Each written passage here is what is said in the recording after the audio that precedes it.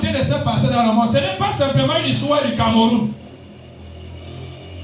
Parce que quand ça se passe au Cameroun, ah les Africains, ah les Africains, ah les Africains. Ça se passe même chez les autres là-bas. Ça se passe en France. Ça se passe en Espagne. Ça se passe. Pourquoi? Parce que nous avons refusé de respecter la loi divine. Et une fois qu'on ne respecte plus, qu'on puisse s'appeler France, qu'on s'appelle Espagne, qu'on s'appelle États-Unis, quel que soit le nom qu'on porte, malédiction va nous frapper. Parce que malédiction n'a rien à voir avec les appareils sophistiqués. Malédiction, lui, c'est qu'on lui a dit que lorsque quelqu'un faillit, tu frappes. Lui, il attend que tu traverses. Dès que tu traverses, il te frappe. Tant que tu ne traverses pas, il est là calme. Le jour que tu traverses la limite qui t'a été donnée, il te frappe. On a dit qu'il faut considérer les arbres aussi comme des êtres vivants. On coupe les arbres à longueur de journée. La malédiction maintenant nous frappe. Tout le monde se plaint. On croit que non, la malédiction c'est pour les autres, c'est pour nous tous. La malédiction. Nous sommes maudits parce que nous traversons la loi divine. Nous sommes maudits aujourd'hui parce que nous n'avons pas respecté ce que la loi divine nous a donné. Ou alors que la nature nous a donné. L'Éternel te fera battre par tes ennemis. Je ne sais pas qui on a tapé ici. Donc si quelqu'un se voit être battu par ses ennemis, lorsque vous allez sortir d'ici tout à l'heure, malédiction te poursuit. L'Éternel te fera battre par tes ennemis. Tu sortiras contre eux par un chemin et tu t'enfuiras devant eux. Tu allais voler les habits de quelqu'un. Mal ça, tu portes ça et tu le vois venir. Tu fais comment? La malédiction nous poursuit. Les signes de la malédiction. Et tu seras l'objet de froid pour tous les royaumes de la terre. Ton cadavre sera pâturé de tous les oiseaux du ciel et les bêtes de la terre. Et il n'y aura personne pour les troubler.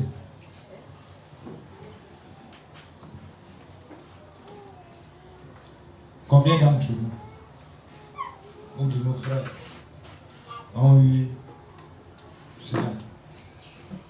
Être dévorés par les oiseaux du désert. Vous savez, il y a une question, oui, c'est bien. Quelqu'un me dit, ah, tel était passé par le désert, il s'est en sorti. Bon, lui, peut-être c'est un gars béni. Toi, peut-être la malédiction va te poursuivre. Et tu vas te noyer par le bateau. Mourir au désert. Et les oiseaux, on dit, les oiseaux viendront. Parce qu'il y a des gens qui travaillent. Et il y a des gens qui ont une vie paisible. Il y a des femmes qui ont leur foyer, il n'y a aucun problème. Parce qu'il y a une copine qui les a parlé de paix. À tout prix, à tous les prix. Elle commence à faire les cotisations babac.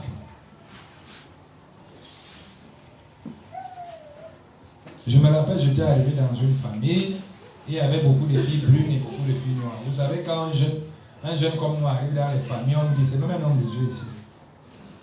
Et le Saint-Esprit m'a mis à l'enquête cœur de dire ce que la fille a fait. Son mari était là.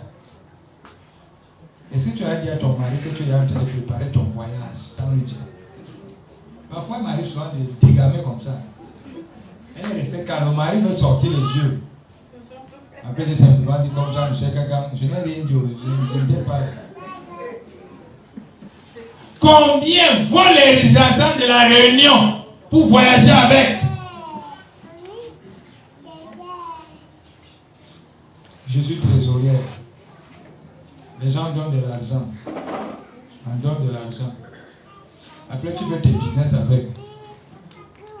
Malédiction. Ça veut dire qu'il y a des situations qu'on peut donc avoir là dehors.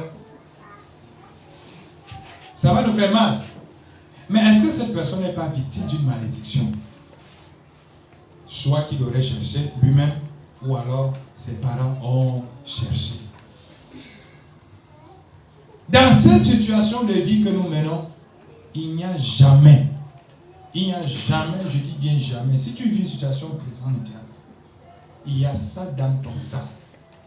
Il y a quelqu'un qui a fait ça et que tu es en train de vouloir continuer à payer le prix. De la même manière que si nous faisons du bien, je le dis toujours, si je prends le petit cas de ma famille, dans ma petite famille, nous on n'était pas trop forts. Mais la seule chose que mes parents ont connue et qui connaissent et qui m'ont donné, que les grands-parents ont laissé, c'était la prière.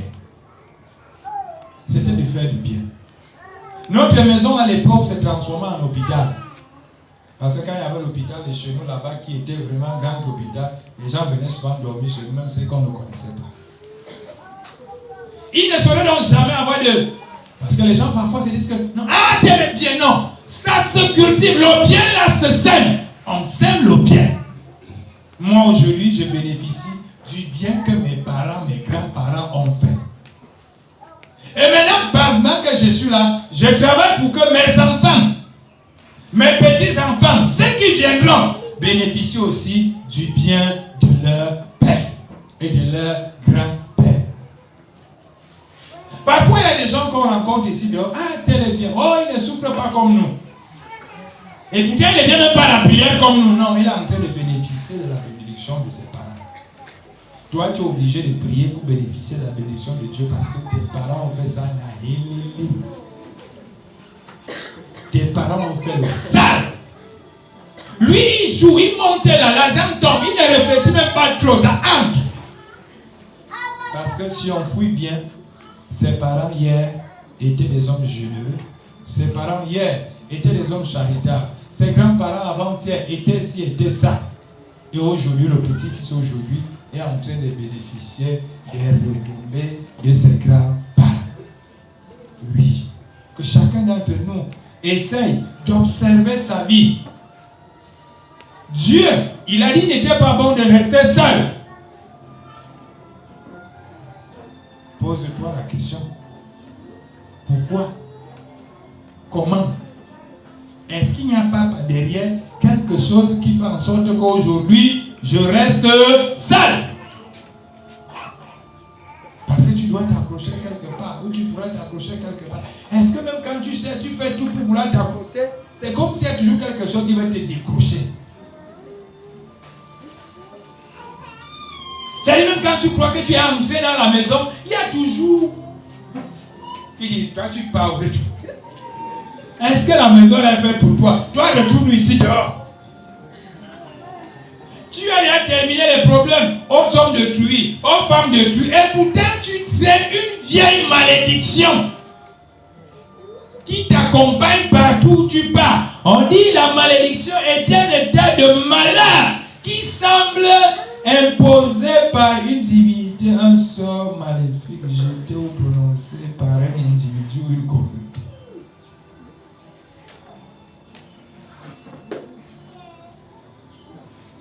Parce que la communauté a décidé que les filles ici, on t'avait pointé du doigt dans la communauté et on a jeté le sort. On a dit, ce sont des filles hommes.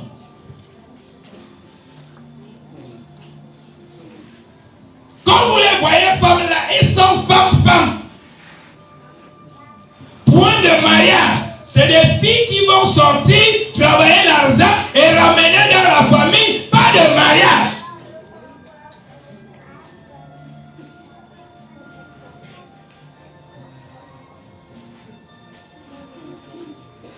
Je ne comprends pas. Tous les hommes que je rencontre, tous les hommes qui me stoppent, après on a fait même 3 mois, ils partent toujours sans me dire au revoir. Ils ne te disent pas au revoir. Parce qu'il y a un malheur sur toi. Tu veux qu'ils te disent au revoir pourquoi? Quelqu'un ne peut pas voir le monstre et il s'arrête, il fuit. C'est le sauve qui peut. Il dit, Seigneur, sauve-moi pendant qu'il se fait jour. Moi encore rester ici, mieux je pars.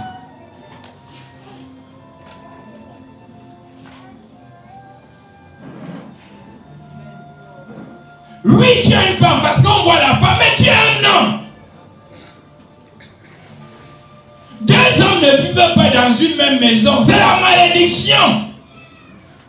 Voilà pourquoi toutes tes relations amoureuses s'achèvent tôt. Parce que tu es un homme. Les gens qui vivent sur le même toit, c'est l'homme et la femme, selon Dieu. Mais comme toi, tu es un homme. Tes parents ont dit que tu es un homme.